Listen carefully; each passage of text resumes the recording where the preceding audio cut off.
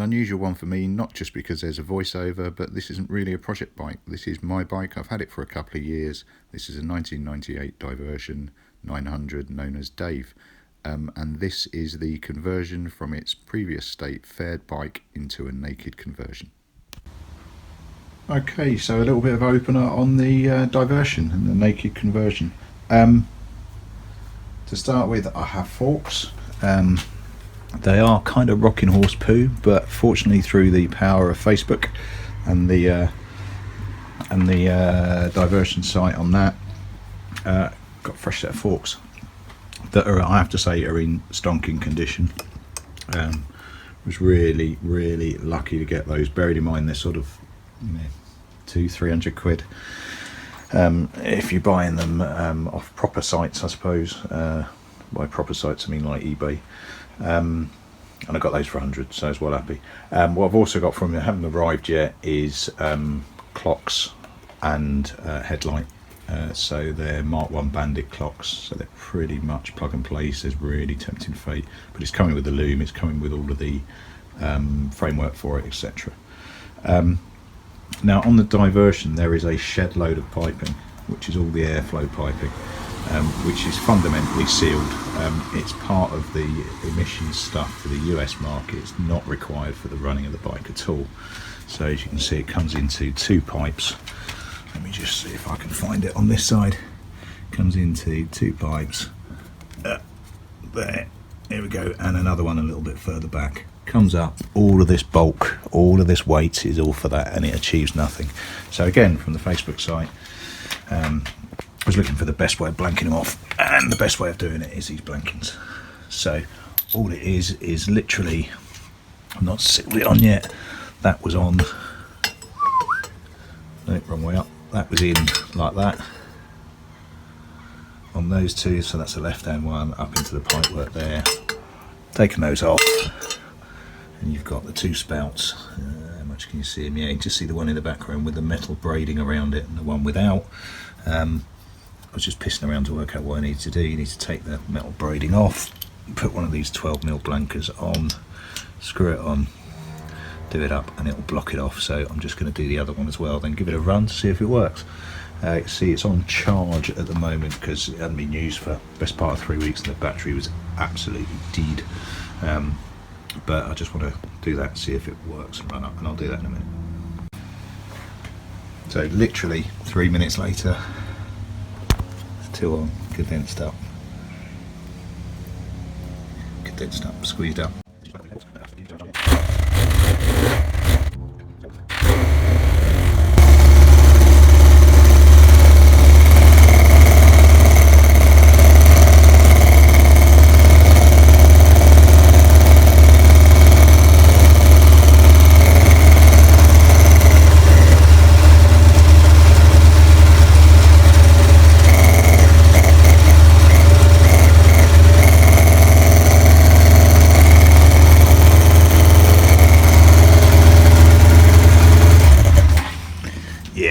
Sorted. So that's those two squared away. I've obviously got the two on the other side, and there's the main intake from the airbox that I'm going to need to sort out, because that's what that puffing was. It's just coming through, which is coming into there and there, and a bit more chasing. That's cool. Happy.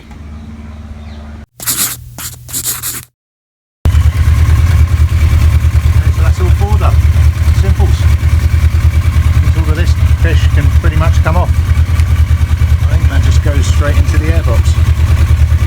Yeah, block off the airbox bit, jobs are good. To work out what to do with the protrusions. Obviously cut them off, but what to do under it then. We'll see. Cool, catch you later. Okay, so that's all four in. And the reason, there you go, there's the other two, all four in, secured, and the reason you can tell they're in and secured is because their front's off as well. Now Charlie, motorcycle rescuer, makes a lot of point about, you know, changing the poise of bikes, etc. And I have to say, I didn't really get it. I do now when I see this, because it's a completely different bike. Obviously the clocks aren't on, they haven't arrived yet. UPS doing their normal thing of cocking me around, and the headlight's not on, although I do have not the one I'm planning to put on, but a headlight. Get up. Just laugh at Charlie for not being able to do that one-handed, and it is tricky, but just by way of a indication. You're going to stay if I let go? Yeah, just. That is a completely and utterly different look and a different bike. Yeah, right, I hope those clocks and everything turn up shortly if UPS do their thing. I've got essentially the front half of the loom there. Because I'm fundamentally easy to confuse, I've just labelled stuff as I've taken it off as to what's what. You have to do something. I did set up there's a relay there with two, because I did have air horns in it to start with, but they were crap and they kind of fell apart, so I just returned back to normal of having the one, because you're going to see it as well. So I need to strip all of that out as well. That's just kind of extra bonus wiring. Yeah, so they're capped off. I've just blocked with a bit of fucking bag, frankly, and the Jubilee clip the entrance to the airbox there. The only other bit that I still might need to do is where you gone?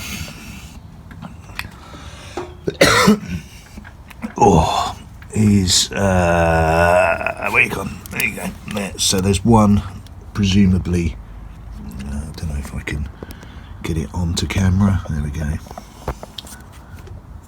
Into one of the carbs. You get a really bad view, but into one of the carbs there's a vacuum that goes through, so I've just doubled it over and clipped it off. There we go.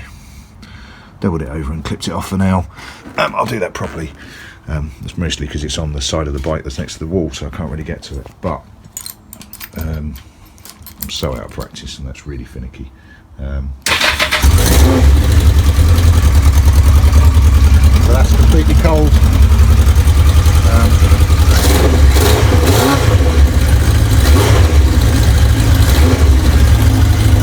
If anything, it sounds better, but I'd expect nothing different. This bike is just bomb-proof. It's brilliant. Yeah, so happy. So what am I going to do? I need the clocks on, need the light on, need to sort that out. Need to work out what I'm going to do with the now redundant hangers on the front. I think I'm just going to slice them off.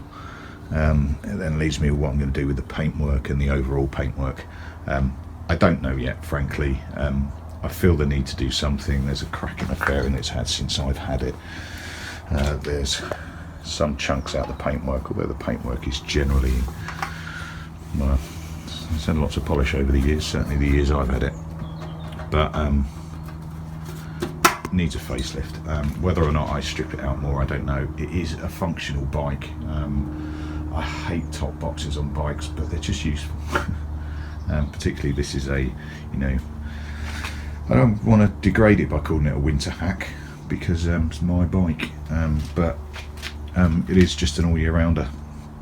Yeah, but looking so much better, and it's just something I've wanted to do with it for a while, but haven't done because my old forks were so shagged, and all of the where you go, there's an indicator, all of the chrome was shagged, so there was no point exposing it any more than it had to be. But no, I'm really happy with that, really happy. Be even happier when the clocks turn up and I can actually use it again. So the clocks and the headlight. But yeah, more filming when I get that going. Catch you all later. Cheers all. Okay, so UPS have finally been and dropped me off some presents. Things that make me happy. This was super cheap. Bought from the same guy that I got the forks from. New and shiny there, 200 quid, 250. Slightly broken but fixable, 50 quid. So for that I got that. The full mounting brackets that take it on up, are we? Yeah. So the full mounting brackets, indicators, headlight, speedo, well happy.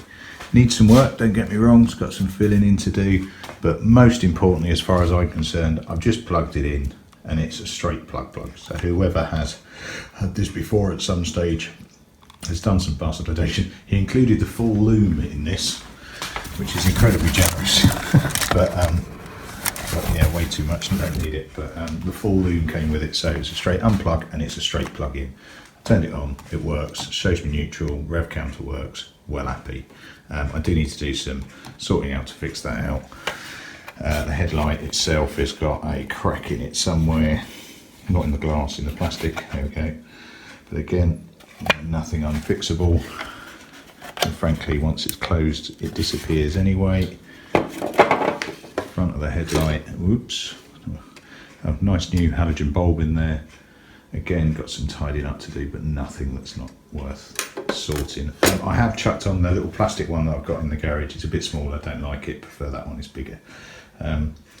So yeah, I am gonna, nice little evening project of just pulling this back together, gluing it up, giving it a spray and all that stuff. Now he did say that, he was very good, and did say that I'm missing the back of one clock. I'll see if I can find one on Tintranet. Failing that, I'll find something that will work. Well happy. And there we go. A really simple process. If you've got all the right stuff. And frankly, I was really fortunate to get everything that plugged and played. So that was really simple. Yeah, so what? I'm going to test ride it later today, I think. I still need to hook the brakes on. I've still got a load of spare power and cabling and stuff, which is a real pain in the arse because I've got to go all the way up to the battery. That's for the double horn that I had on it, that I no longer want because it's just going to get in the way and look crap. Yeah, well happy with that. All's good, all works. Just chuck the key in my pocket.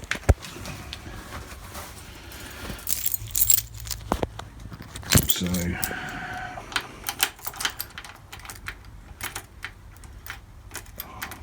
I'm so out of practice with the key on this.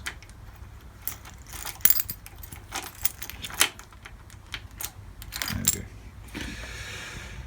we go. So that's us on. The full image. I do need to do some pitching yaw and stuff because I have no idea where that's pointed at the moment. But yeah, don't have a side light on it because I need to chase some cabling, but frankly it's never used anyway. So on even displays when I'm on full beam, which is nice. Yeah, well happy. Cool. A little bit of tidying up and I'll do a bit more filming on it. And there we go. Bit of tidying up later and naked conversion complete. Happy with that. I've also chucked on the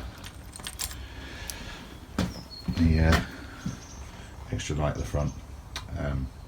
I had it on the diversion when it had its fairing, so yeah, I just think more light the better when it comes particularly to suburbs riding, particularly this time of year, i.e. Autumn turning winter. That has completely changed the bike and I am so chuffed with it. Just looks beefier somehow. Taking stuff off has made it beefier.